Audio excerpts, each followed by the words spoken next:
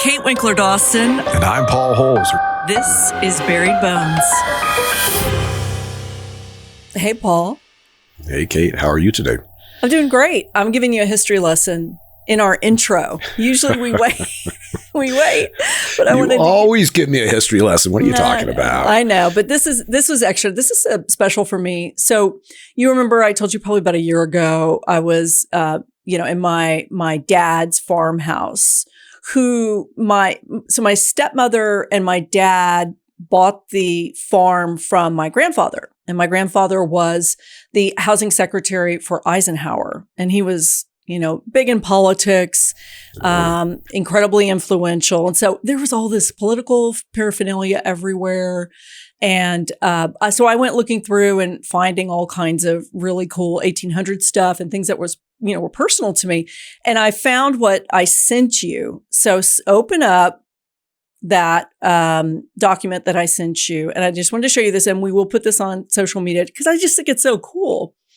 So I don't know if you're going to be able to read it. Hopefully I did an okay job. Oh, wow. It's coming in as a huge image. Oh, no. Sorry. I really want you to read it. Decrease this here. Hold on a second. God, it looks like a paper bill with the number 3 on it, like a $3 bill. You got it. The deductive reasoning skills never fail you, Paul.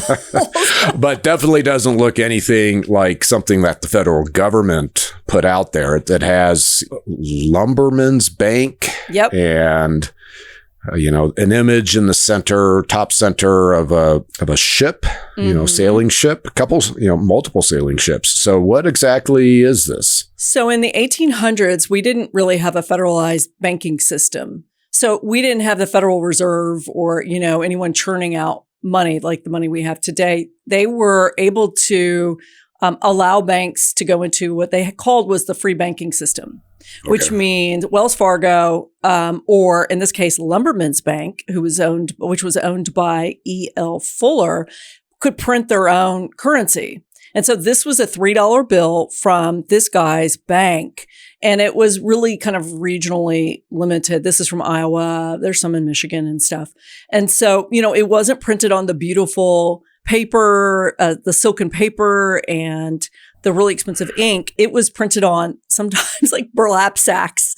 And this is a nice one that I had.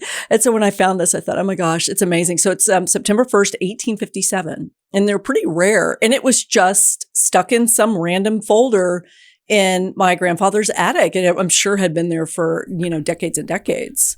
Yeah. Well, it's those old attics, it's like a treasure hunt. You're going through them. I know. So that's really cool.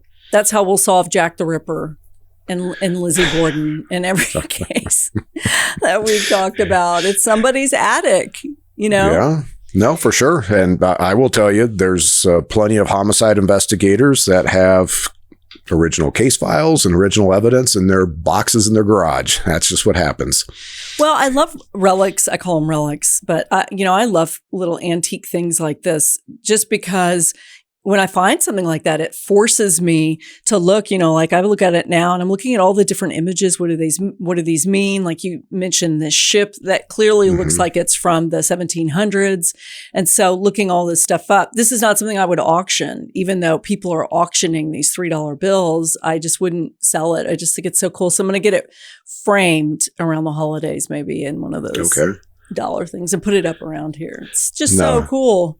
It is. It's neat. And I inherited, if you want to call it that, a coin collection through my dad and was starting to get into it. Just, the history of each coin, and why each coin existed. And once I moved to Colorado, I really haven't done anything with it, but I've been tempted to try to, pull it out again and maybe start, building it out. And that part of my family lived in Iowa. So that's what I was thinking when you were talking about the coins was, where did my grandfather get this? And was it his dad or whoever? I think it's just a great way for you to explore also how that item came into your house. And so and I guess the older I get, the more interested I get in this kind of stuff. But I had never heard of that before, a $3 bill. No, I hadn't either. Yeah. So, well, this is a very weak connection, but we do have a story set in the 1800s that involves a guy who works in lumber and logging and stuff. So that is my transition to our story. It's close enough. That works. Listen, I'm always trying, even if I fail. Okay, let's go ahead and set the scene. First and foremost, I always like to give credit for the journalists who work on this. There is a writer named Beth Cruz who worked a lot on this, and we took some of her research and put it in here along with other research. And so thank you, Ted. Thank you, Beth Cruz, for this one. We are in Groton, Massachusetts, in a farm town. Good things and bad things happen in farm towns. Nothing bad ever happened in my farm town, thank goodness. But, I love the atmosphere. If we could be out of the city, I don't want to be in Boston. I want to be in a farm for every single episode. Some farm. And then you've got an axe murderer lurking around every corner. Yeah, with no sheriff around or police. Right. Just armed citizens, which is never good news. So this is 1880, January 17th, after the Civil War. So we're in Groton, Massachusetts. This is definitely working class town. It's had a massive soapstone quarry that it sounded like most of the town worked at, and it closed more than a decade earlier. And there had been a lot of workers who came in who were diverse of different ethnicities. And they stayed, even though there wasn't work, and created new work. But by the turn of the century, at that point, there was a really strong feeling that was anti-immigrant, anti-Black, anti-Catholic prejudices. And it turned this town, Groton, into what's called a sundown town. Have you heard that phrase before, sundown town? Nope, not at all. Okay.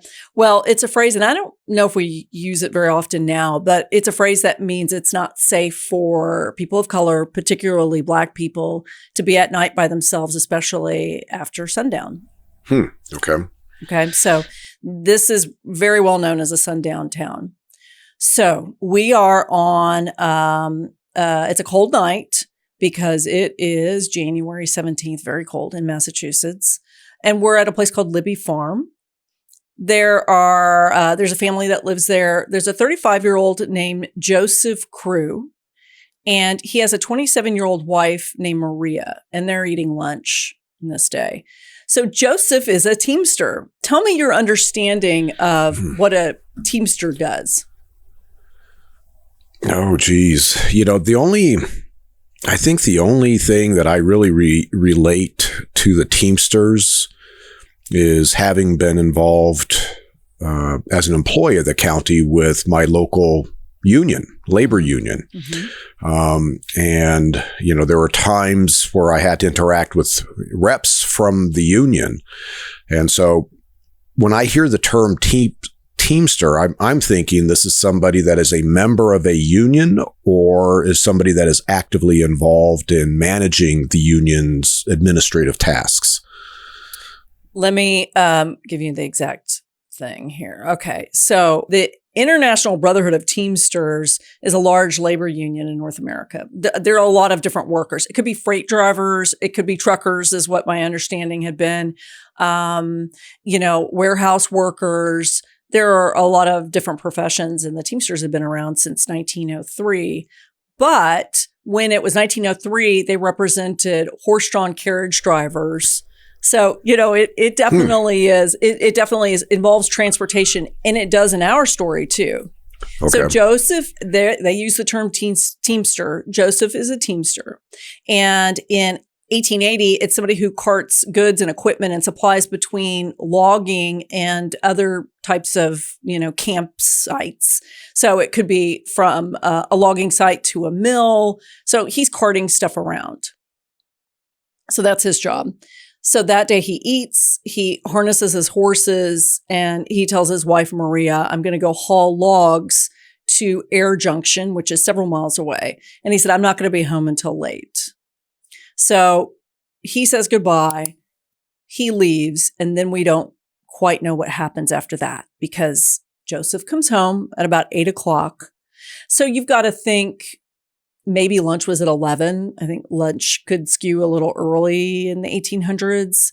So he's gone probably 8 or 9 hours. He gets home at 8 o'clock.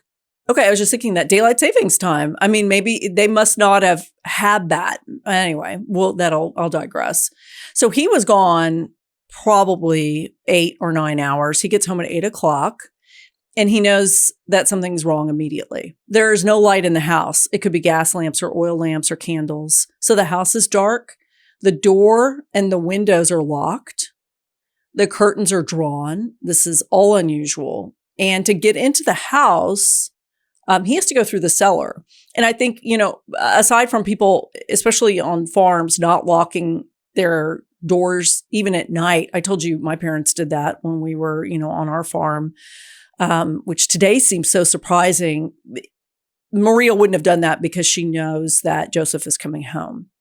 So he has to go through the cellar. And he lights a lamp, comes up, and he looks kind of towards the bedroom and he sees a discolored line on the floor in front of the bedroom. He goes into the room and he sees streaks of blood on the floor. And then he finds his wife dead on the floor. So, again, like you have to think about this. You have a crime scene at night and you will have investigators showing up here in a little bit. But I mean, sometimes I sit back and I think, what would that have been like? Like when we talk about grid searches in the middle of the night when all they have are gas lamps or light, candles. Think about this guy coming in, his wife's dead on the floor and all he has is this little oil lamp and you can't probably tell the color of the streak. I mean, you could see once she's there that it's probably blood, but everything must be discolored for him. Sure. I mean, the visibility would be poor. I've been inside dark houses with, modern flashlights. And even with those flashlights, you just can't see what you need to see. And this is where, today, of course, if there isn't enough lighting naturally within, let's say, the residence, then we bring in, basically the shop lights and set up shop lights so we can actually see. I mean, to try to, let's say, process a crime scene at candlelight, you're just going to miss stuff. That's not going to work at all. Yeah, I think that we'll have the medical examiner show up at midnight that night. So that has to be even tougher. And I'll tell you about that in a minute. But I was just thinking atmospherically, you're coming home expecting your wife. Everything's locked up. It is pitch black inside, outside. I use this phrase sometimes, nothing but starlight and moonlight. There's no gas lamps around here. And then he finds his wife. So I'll tell you this is going to be a mix of what Joseph sees and kind of what the medical examiner concludes. So Maria is lying on her back in the bedroom at what they considered a half pint pool of blood. She had been covered by a mat, like a floor mat. It said her head was splashed with blood and is resting on a chair cushion. Okay. And I have a lot of details about wounds and stuff like that. Do you want to talk about the bed cushion and the mat on top of her, or do you want to wait to talk about that? I think I need to know more about her injuries, but okay. Those two aspects are very significant. Okay. We've talked about that before, sort of, covering up someone's face because you can't stand them looking at you and all of that. So you will see if that comes up, maybe not. Okay. So, she has been shot 3 times in the face and once in the left chest. According to this autopsy report, and I'll introduce you to the medical examiner soon, who is an actual doctor. So the autopsy report says there is a gunshot wound in each corner of the eye beside the nose. The right wound extends into Maria's throat. The left wound passes through her medulla oblongata. Medulla oblongata? Okay. Yeah. That's where the left wound passes through. And there's a third wound present that is just above the right eye. And they are certain it's a pistol, based on bullets. And the pistol was fired so close to Maria's face that her left eyelashes and the skin on one side of her face were singed by powder. Okay. You want to keep going? There's more. Yes, please. Okay. There is a thin quilt partially covering her lower extremities. And this might be the mat. I'm not 100% sure, but she's covered. They said that the lower extremities, the legs, are widely extended. Her undergarments are torn open and stained. And 2 days later, the newspapers report that she had been outraged, which suggests sexual assault. It will be inconclusive, though. I'll tell you that. Okay. Okay. Everything else that we will be talking about will be blood and where it is in the room. So those are the basics. Shot 3 times. Oh gosh. She had one shot to her chest. Is there a description about that? They find one bullet. They found it because they think it bounced off the whalebone of her corset and it landed near the body. So it never penetrated the body. And they find a corresponding shell near her body on the floor. Dr. Harwell, who is our medical examiner, who reported that night, does the autopsy the next morning. He finds 2 .22 caliber bullets from her head. The shot that had entered from the corner of her left eye is embedded in her brain. I talked about that. The shot that had entered above her right eye is embedded in her frontal bone. He extracts 1 bullet from the muscles of her neck, which had entered from the shot to the corner of her right eye. And he said he thinks the shot to the brain killed her instantly. Yeah, he doesn't mention anything else in here about the chest wound at all. Why does that make a difference? Well, from my perspective, I'm taking a look at these gunshot wounds to her eyes, in essence, very closely spaced. In fact, the tight clustering would have suggested to me that these all 3 were likely very close range gunshots. And then the singeing and probably stippling that's present indicates that. So in essence, the offender, and I don't know if she's standing up or if she's, laying down at the time these gunshots are inflicted. That's where, observations of blood flows and stuff become important. But the offender is executing her. And he's putting 3 .22 caliber bullets into her eyes. Essentially, he's purposely aiming for center mass of the head, and potentially he's purposely aiming at the eyes. Considering you've got, the way I'm interpreting, you've got 2 gunshot wounds in the corners of her eyes, and then there's one that's just above the brow. So the mention of a gunshot wound to the chest would suggest to me that likely would have been the first shot, if that actually happened. The fact that the pathologist is not detailing the chest wound gives me pause as to whether or not that's an accurate detail. But if she does have a gunshot wound to the chest, that may be the initial shot that in essence incapacitates her, and then the offender either comes up and shoots her 3 times in the face while she's upright, or she's now laying on her back, possibly after a sexual assault, and now she's executed with the 3 shots to the head, to the face. Well, they have a theory, and you tell me what you think. So Maria was a sewer, and she is wearing a thimble on her right-hand finger still. So, and remember the streak marks, they believe those are drag marks. So this is what they think happened based on blood. And I've been trying, the way they describe her body coming up, I've been trying to kind of picture it. Maybe you can paint a better picture than they do. So they think she was shot in the sitting room, which is where she did her sewing, because there's blood on the curtain of a work table and on the right side of the seat, which was her work chair. They think she was dragged on a mat, leaving blood streaks on the floor to the bedroom. Okay. She had, in her left hand, she's holding a partially sewn linen wrist cuff. So this is mid-job. So here's the body positioning that I'm confused by. Even though her body is found on the ground and her hands are folded over the front of her body, her arms are stiffened in a position that would only be natural if you're in a seated posture.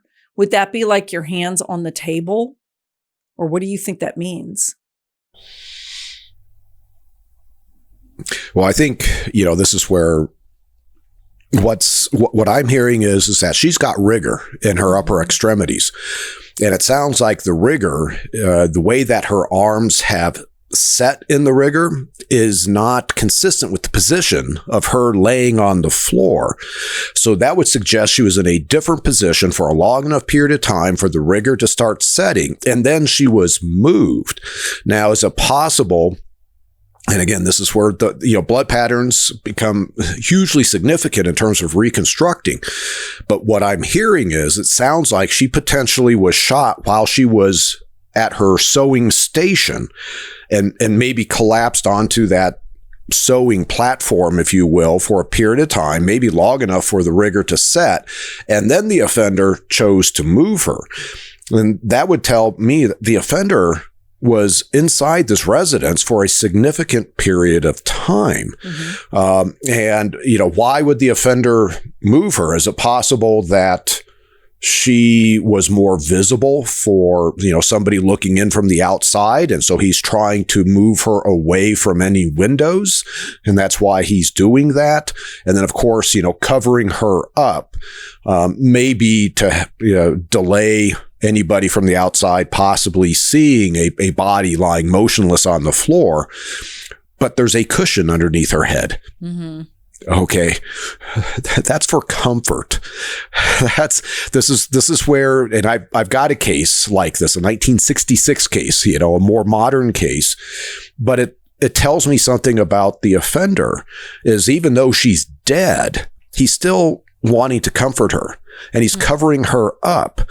So this is where, behaviorally in the offender's mind, he has some sort of emotional connection to Maria. That's how I'm interpreting things. Now, her undergarments being torn, her legs left spread, right now, I don't know, do we truly have sexual assault that occurred, or do we have an offender that is trying to stage the crime to make it look like maybe an intruder, a stranger came in, a sex deviant came in and attacked her and sexually assaulted her and then killed her? Right now, I can't form an opinion, but the covering of her and the cushion underneath her head suggests to me at this point in time, there's a strong emotional connection between the offender and Maria.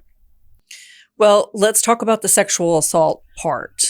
Okay. So our coroner or our medical examiner is named Benjamin Hartwell, and he's got a constable and a bunch of other officers who came to the scene with him, like I said, midnight when she is discovered. So when he does his autopsy, he examines her undergarments. So he doesn't do a swab. He examines her undergarments with a 400 power microscope. And he sees traces of semen, but he can't say whether this was recent or a year ago. So all we know is there's semen on her undergarments. Yeah. So what with a microscope like that, what he is doing is he's taking either a cutting and putting it on a microscope slide and then probably putting like a saline solution or water or oil and then looking at it under this high magnification and would be visualizing sperm. Mm-hmm. I've never done it I've done a lot of microscopic examinations for sperm.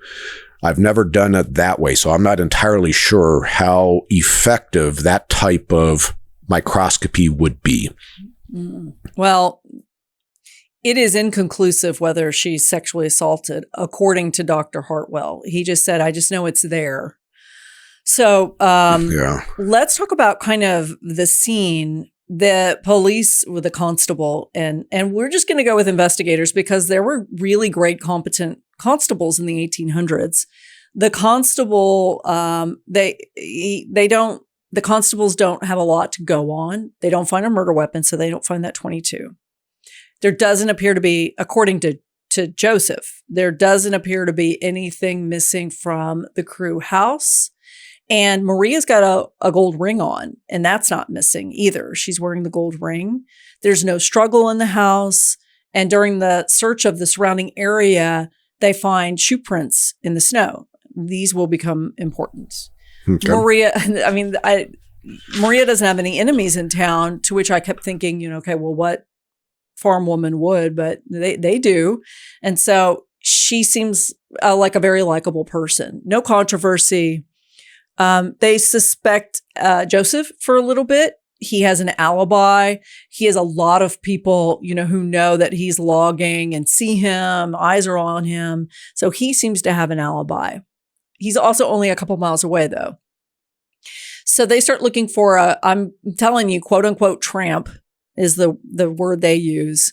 And of course, that's a go-to for police in the 1800s. Do you think that in some ways that's still a go-to? What happens when the police run out of options in the person's inner circle or even outer circle? What do they do next? Are they kind of looking for the sex offenders in the neighborhood and all of that? Absolutely. That is just, part of investigating a case, especially when you suspect that there is a sexual assault. We would go, in addition to looking at the social circle, in most investigations, you start with the victim and you start building out, the closest circle around the victim to the next circle, et cetera, in terms of figuring out who potentially could have been involved with the case. But there's also the idea is, well, there's no connection between the victim and the offender. And this is where you go, okay, who do we know that's in our area that has a propensity for committing these types of crimes? And of course, registered sex offenders in the area is one of the first go-tos that in any investigation like this that we would do. So these constables looking at tramps, which I guess that's sort of a transient type of person. Yeah, kind of a wanderer. But I would say tramps. So transient, I think back then didn't have the connotation that maybe it does have now. I mean, a transient then would have, been somebody who just was hopping from job to job because there were so many short-term jobs around. They work on a railroad or they would work in lumber or something. It didn't necessarily mean someone who was, homeless or a petty criminal, but I would say tramp is closer to that. So more of, as what we use the registered sex offender list today, you're looking at people who you think have, or they thought had the propensity to commit this type of crime. Mm-hmm. So let's talk about somebody who they focus on, and you tell me what you think. The neighbors report seeing a strange man in the town on the day of the murder. So this is how they describe him. 40 years old-ish. He's about 5'7". He's described as having a thin yellowish face, a mustache, and a scruffy beard. So the yellowish face is indicative of somebody who is of mixed race. That's kind of the phrase they might use. I mean, There is a slur that I'm not repeating on here for it, but this is what they're saying. It's a man of mixed race. Now, just that description, 40, 5'7", somebody of mixed race, mustache, scruffy beard. Is that enough for somebody to go on in a town that seems moderately diverse at the time? No, that would be tough. You'd want to also have description of clothing, and typically like when there is, in this day and age, when a crime has recently been committed, now you have patrol broadcasting a description, which may indicate these types of characteristics. In addition, look for somebody who has these identifiers, if you will, looking forward to having the facial hair, yellowish face, but also what kind of clothes do they have on? Because that's going to stick out more than some of these other aspects. 5'7"? I mean, that'd be really tough to pick somebody out like that. we have some witnesses. So tell me what you think about the viability of these witnesses. One is a guy named Henry Hewen. He's 21. He's a neighbor of the Crews. He says around 2:30 p.m., so probably 3 hours after Joseph left, he had seen a man fitting the description of this guy at Maria's house. Maria was in the dining room talking to him. And from what Henry says he was kind of picking up on is this is someone who was interested in buying a farm. So maybe he was there kind of just doing some reconnaissance, looking in the area, what might be good, what might not be good. But I don't know much about Henry or his relationship with the Crews, but this is what he says. Oh, yes, this is a guy that I saw with Maria. Okay. And it sounds like Henry is close enough to overhear the conversation. That's the impression that he got. Yes. Yes. Okay. So maybe it was in passing and then he saw her in the dining room through the window. We don't know. Sure. But that's 3 hours after Joseph left. Mm-hmm. And we have, I'm going to say 9 hours of a window in which Maria is killed. So now this shortens the window if Henry's right and that Maria is still alive and talking to a man. Mm-hmm. So now you have 6 hours left in which Maria was killed. One of the concerns that I have is this rigor in her arms. Yeah. Because that's going to take some time. Yep. And so that's where it's like, oh, that window's starting to get almost too short considering how cold the temperatures are, because that's going to delay onset of rigor. Right. So this is where it's like, okay, what's going on here? There's something that's not, I can't conclude anything, but I'm thinking there might be an inconsistency here with the physical evidence, the state of Maria's body, and what this witness is saying is going on. I was going to ask you about the rigor because, she's gripping cloth in one hand and she's got this, she's got her hands in a position which I can picture kind of being set up parallel, maybe like she's getting ready to sew. And so I was wondering how long that would take if we take Joseph's statement, because Joseph, I don't have his side of what her arms looked like and everything, when he arrived. I just know what Dr. Hartwell said, that she had stiffened. And let's say that's 11 p.m. So is that a 12-hour thing for people? And I know that the weather makes a difference. And one more point, Paul, when he says pitch black, nobody indicates that there's a fire happening in the fireplace, which would have been their only heating source. So there's no fire. I mean, we are probably talking about, below freezing temperatures that night. Yeah. Yeah. So as far as the rigor, that it's so variable. That's one of the, it's something that is documented and observed, but to be able to say it's going to take so many hours to see rigor in the various parts of the body is tough. It's just an indicator of passage of time since death. With Maria holding on, like the thimble in one hand and something else. She had a fabric for a wrist covering in the other. Yeah. So rigor will generally start in the smaller muscles before it goes to the larger muscles of the arms. And so you can see where, she's collapsed for a period of time and had these objects in her hands. Now you could see where her hands have rigored up and then she's moved and the hands are holding on to these items due to the rigor. There is a phenomenon, it's called cadaveric spasm, where sometimes when somebody, let's say, is shot in the head, they will end up gripping onto an object. You see that with suicide sometimes. When somebody shoots themselves in the head, their shooting hand kind of grips and spasms around the gun, and they kind of hold on to it. It really does seem that Maria is shot at her sewing station and is there in some sort of position that causes maybe her hands to rigor up, to hold on to these items, her arms to rigor up. So she's there for a period of time. And I'm just trying to rectify in my head what Henry is saying, like, 6 hours before Maria's found, she's alive talking to a man that matches this description of a yellow-faced guy sitting at the dining room table. It seems like, well, that seems too short of a time for the amount of rigor that is being observed with Maria. Yeah. So, I mean, let's talk that through. She's at her table. Somebody comes in, shoots her 3 times, and then he has to leave her there for a long time, right? Mm-hmm. And then he puts her on this mat that they're talking about. She's bleeding still. He drags her into the bedroom, covers her lower extremities up. Is the idea then he sexually assaults her, if this even is a sexual assault at all? It could go either way. Like I mentioned, this very well could be where, first, why would Maria just be shot at the sewing table if this was intended to be a sexual assault? Right. So it's not to say that you don't see victims killed right away and then offenders will sexually assault the dead victim. That does happen.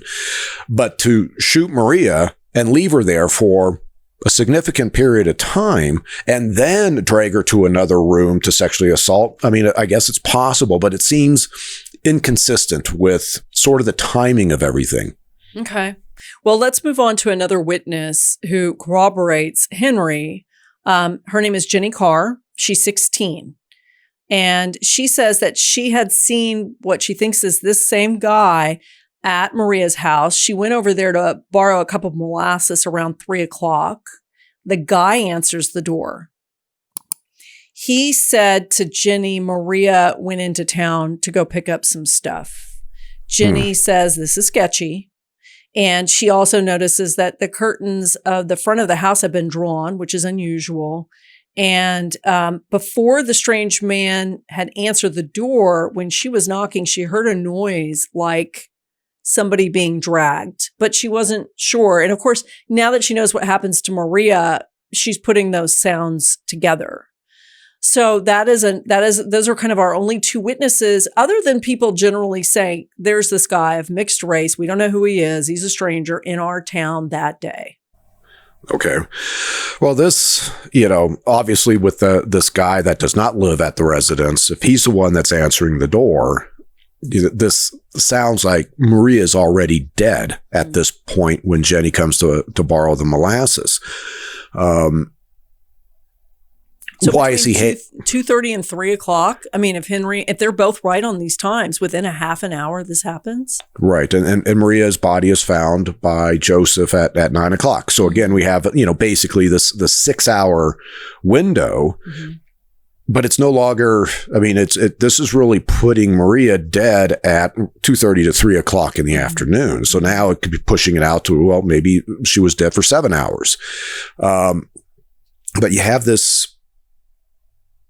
2 witnesses who are, one, Henry is very familiar with Maria, and then Jenny obviously must be very familiar with Maria, being a neighbor and going over to borrow molasses.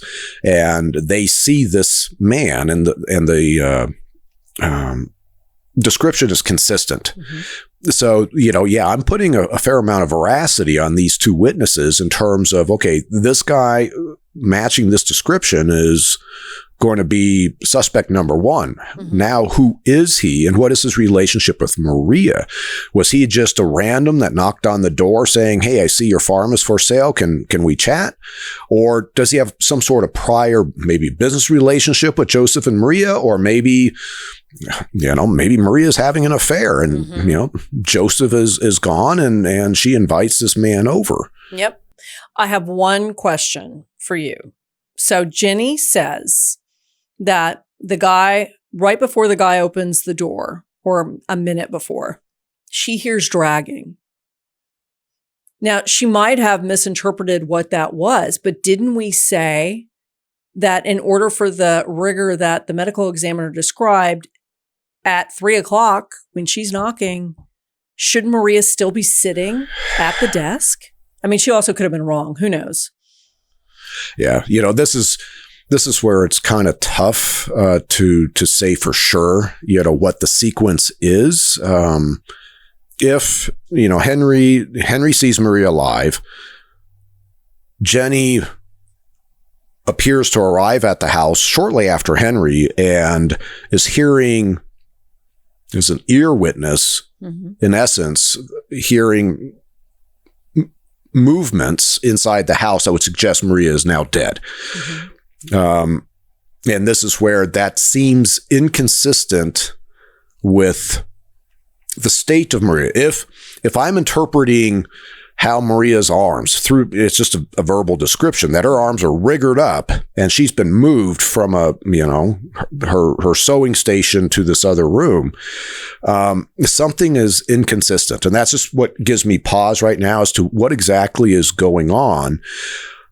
And with Jenny hearing this man dragging Maria before opening the door, I'm wondering now, is he doing an oh shit?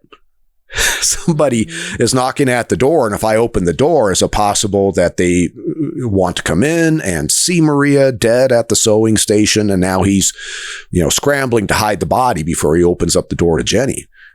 Well, and I have another question. Let's say, before we get to a suspect, let's say that Maria maybe is having an affair with this guy. Well, let's say first that he is a stranger and she is at her sewing desk and she's got her fabric in one hand and she's got her thimble in another hand. Her front door's open. And clearly, she's not in defensive mode at all. She's literally sewing. So I don't even know if they surprised her, but, I think if somebody surprised her, she would have her hands in a different position. I mean, they were very clear that it looked like her arms were like she had been sitting somewhere.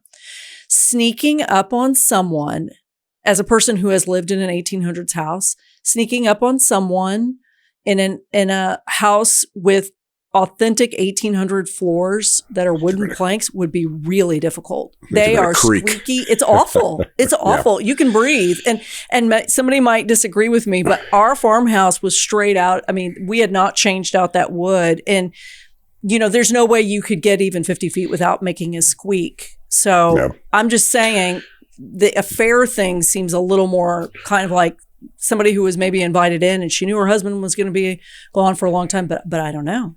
Well, I think the covering of her body, the cushion underneath her head would suggest that there's potentially a close relationship between the offender and Maria. So the affair aspect, I think, is in play. Also, just from a sequence standpoint, if we take Henry's account at face value and he's seeing Maria talking to this man, and that's I think you said the dining room table. I think you just said the dining room, but okay, but it could be the table, yeah. But Maria then goes to her sewing station. Has this man left? And now Maria goes to do her sewing, or is she comfortable enough with this person? It's like, hey, I got some, sewing I need to do. So let's continue our conversation. That would suggest, well, this is more than a stranger that's just dropping in for a business transaction, or a stranger entirely that's forced his way into the house because Maria's not going to be comfortable enough to go sew. So that also suggests that, no, there's potentially something on the level of at least a friendship between Maria and this man, and maybe more. Well, let's move on to the investigation. The constable in charge takes these descriptions and he launches an investigation into a man who fits this description very well. His name is Stearns Kendall Abbott. I'm just going to call him Abbott. Abbott. Thank you. Yeah. Abbott is 41. He is a wood carver. He is of mixed race. And he came to the town on January 16th, which is the day before Maria's murder. Let me give you his background and you tell me if there's anything that's alarming to you. He's a petty criminal is the way I would describe him. We had Allison, who is our wonderful researcher, gave me a really great detailed description of everything that he's done. And I've sort of condensed it in that he had been arrested for breaking and entering starting from when he was a kid. And he also once stole a United States Postal Service mail bag. He stole a horse at one point, a horse and buggy. There's some minor, what I would consider embezzlement, nothing violent. But Abbott has been in and out of jail for most of his life since he was a kid. So, then we can go back to the scene and where Abbott was that day. But I know, you tell me, what do you think about kind of the petty criminal aspect of it? Just because he has these minor offenses it's not an indicator of the level of violence that's being exhibited in Maria's homicide. Maria is targeted. She is killed at her sewing station by what it sounds like prior to being moved and prior to any maybe sexual assault that's occurring. Now, this doesn't mean that Abbott could not, just because his previous, petty offenses don't add up to this level of violence, doesn't mean that he's not capable of that level of violence. But it's not really anything that's popping out at me like, oh, God, this guy is somebody that we really need to look at. Yep. I also have concerns if he's just arriving in town the day before, that doesn't seem like from and it's somewhat speculative, educated speculation about Maria potentially having a closer relationship to this offender than just being a stranger. I mean, Abbott's going to be a stranger to Maria. That's if he's just arriving the day before into town, unless there's a previous connection and he's coming back in town. And right now you haven't said anything that they have a longer term relationship than just that single day. Not that we know of. And Okay. I would think that if they did, that these neighbors would have certainly noticed and probably alerted Joseph to some strange man, particularly a man of color, showing up at his wife's house. It's hard to sneak around even in the countryside, so, but let's continue on, because the constable is really, focusing in on Abbott. So the constable goes from door to door and he asks local residents to identify the guy who they saw wandering around, not Jenny and Henry necessarily. They do talk to those two, but just the people who said there's a stranger in town. And so he shows them 6 or 7 pictures of noted rogues. So noted, like a gallery of rogues was very common. And actually the photography in the 1880s, they would have committed photography, even though it was expensive, to rogues in that time period, just to be able to identify these people. Okay. So they all say this is Abbott, but he's nowhere to be found. And we have the 2 witnesses, Jenny and Henry, the neighbors, who saw him the most, and they say this is the same guy. So everybody is saying, we've got people saying he was the stranger that we saw, but they're not implicating him in anything. And then you've got Jenny and Henry who say this is the guy who was with Maria. All right. So we have to track down Abbott. Mm-hmm. So there you go. That's what the constable does. January 28th. So this whole thing starts on the 17th. So I don't know why I'll do this to myself with all the mathing. 11 days. 11 days later, on January 28th, the constable gets a tip from a farmer in New Hampshire that he had been there. So this is about 40 miles north of Groton, Massachusetts. So Abbott has been spotted there. He's looking for work. The constable tracks him down and he's arrested. And he returns to Massachusetts and he's arraigned in February. So he says, I don't know what you're talking about. I mean, he really is saying this is not, he's got, court appointed defense attorneys. He pleads not guilty. He says that this is impossible because he had boarded a train for Boston at Littleton Station before the crime was committed that same day. But there's nobody knew him. So nobody there could identify him. So he's saying, I have an alibi. And, moving forward through this trial, the prosecutor is going to say, not really. You really don't. Well, and in many ways, though, now it's Abbott's word versus Jenny and Henry, Yeah. The witnesses that are placing him at Maria's house right around the time of her homicide. It seems like they moved pretty fast to arrest Abbott. So it's like, did they recover the gun? Do they have, any clothing from Abbott's that has, blood staining on it. So that's, okay, what kind of case did they make against Abbott? Or are they just relying upon Jenny and Henry's statements? Well, I'll tell you what the defense says first, and then we'll talk about the prosecutors. So the defense says that the medical examiner could not conclude there was a sexual assault.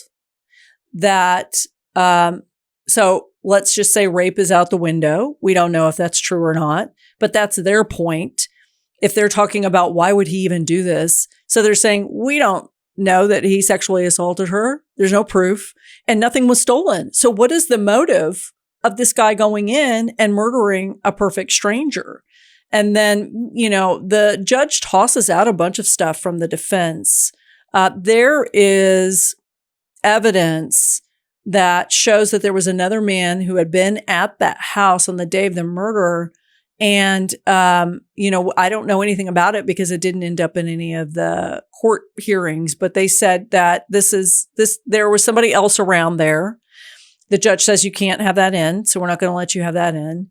And then they aren't allowed to challenge Jenny, the 16-year-old's testimony that she saw Abbott in the house by impeaching her character.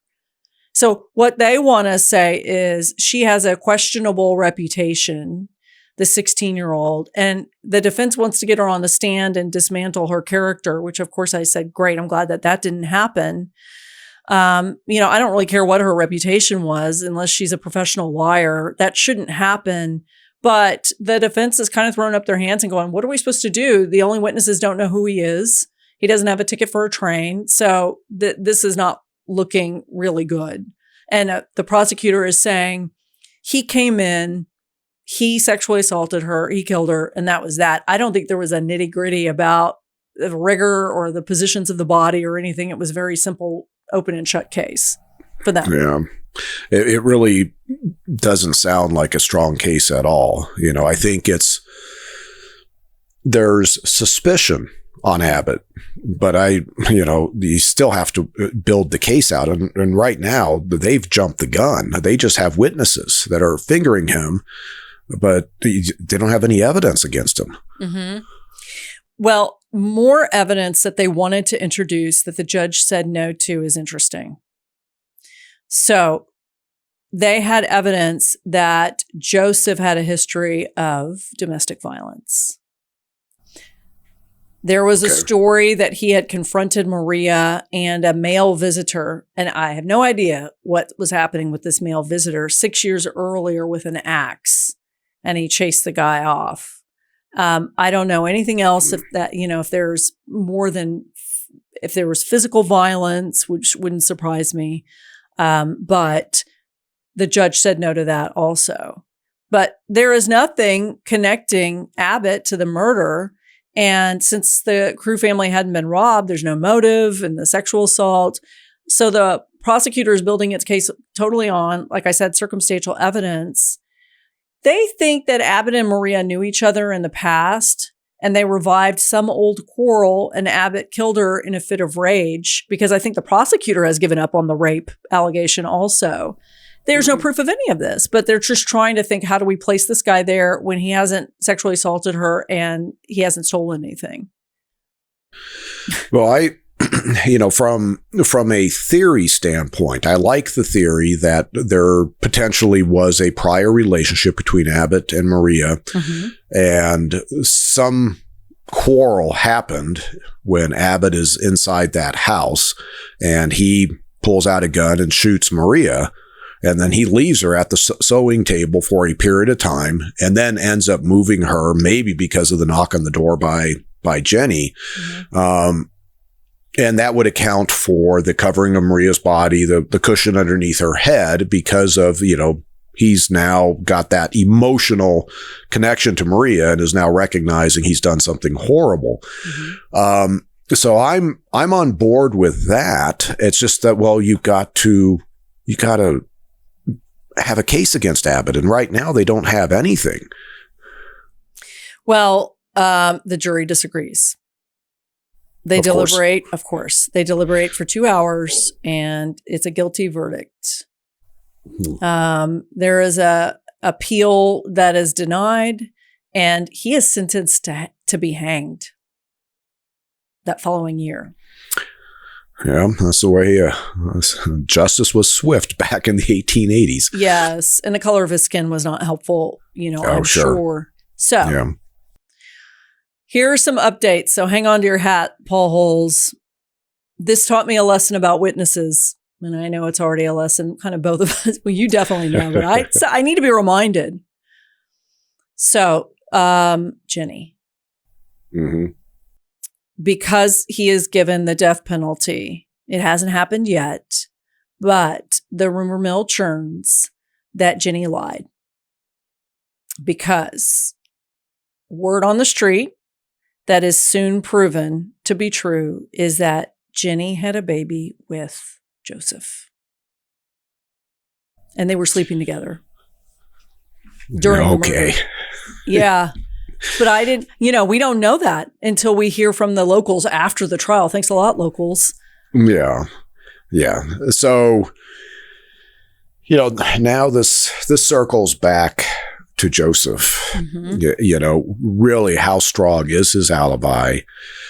Does Maria confront Joseph? Does she find out about Jenny? And does she confront Joseph? Mm-hmm.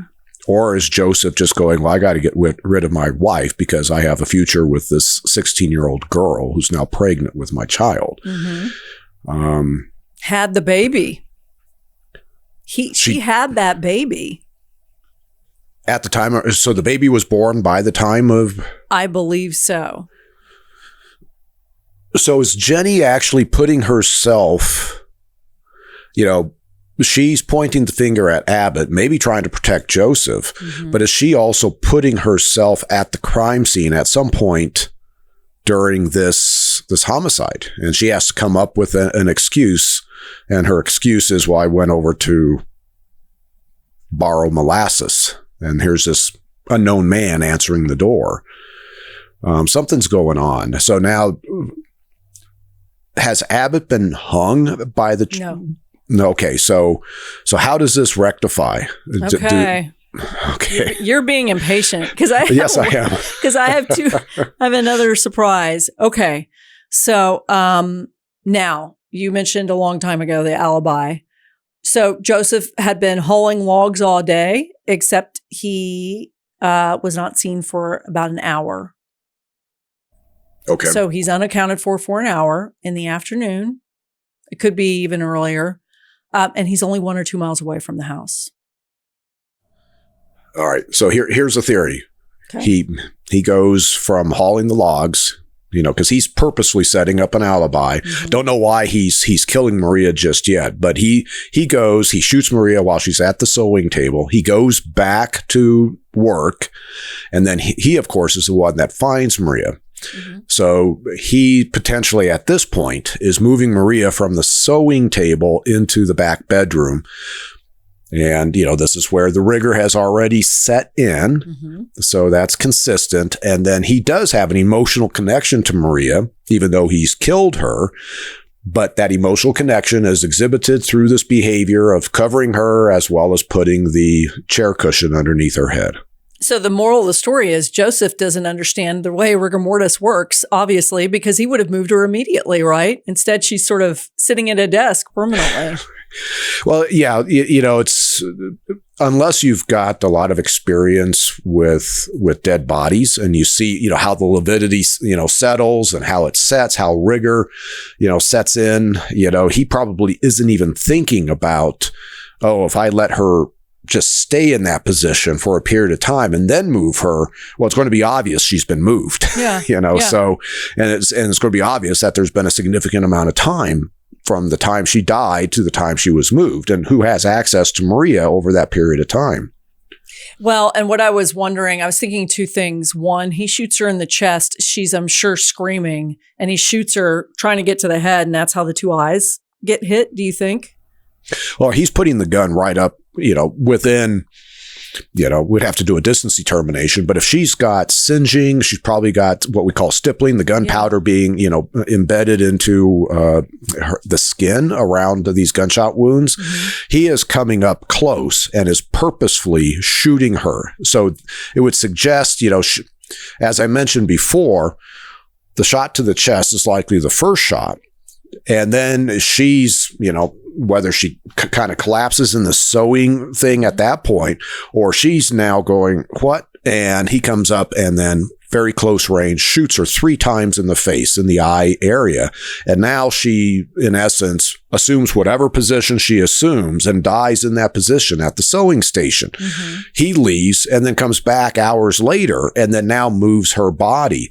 And that all just adds up from the sequence information, in terms of the how this shooting would have occurred, the physical characteristics of Maria's body when found, the blood stain patterns, the streaks on the floor of her being moved, the offender's personal connection to Maria, the covering up of the body, the cushion underneath the head. That all just makes sense. Now, the question is okay, what caused the homicide to occur? Sounds like the relationship with Jenny is critical to that. But was this where Maria's telling him, I'm done? You're having, an affair, a relationship with the 16-year-old neighbor? Or was there something else going on here? Was this where Jenny's pressing Joseph, going, hey, I've got your baby. You need to take care of me. You need to end your relationship to Maria. I mean, there's many different, I guess, permutations of what would cause Joseph to feel that he has to go and kill his wife. I have one more rigor question. So we've talked about the arms, how it looked like her arms were, she had to have been seated to have her arms in this position, kind of, I guess, hanging in the air. Her legs. So they said that the lower extremities were widened. So if she's at a machine, she's probably got her legs spread, right? And feet on the ground. Would the rigor have taken effect by then? My question would be, is that a natural position so that it looks like maybe she has been sexually assaulted and when he dragged her, everything is stiffened at that point? Or because the leg muscles are bigger, was there some play in there where he could put her in whatever position, her legs at least, that he wanted? Right. So yes, the legs being much larger muscles than the arms, maybe the complete rigor that they would eventually assume has not completely set in, like maybe the arms have, but you can break rigor.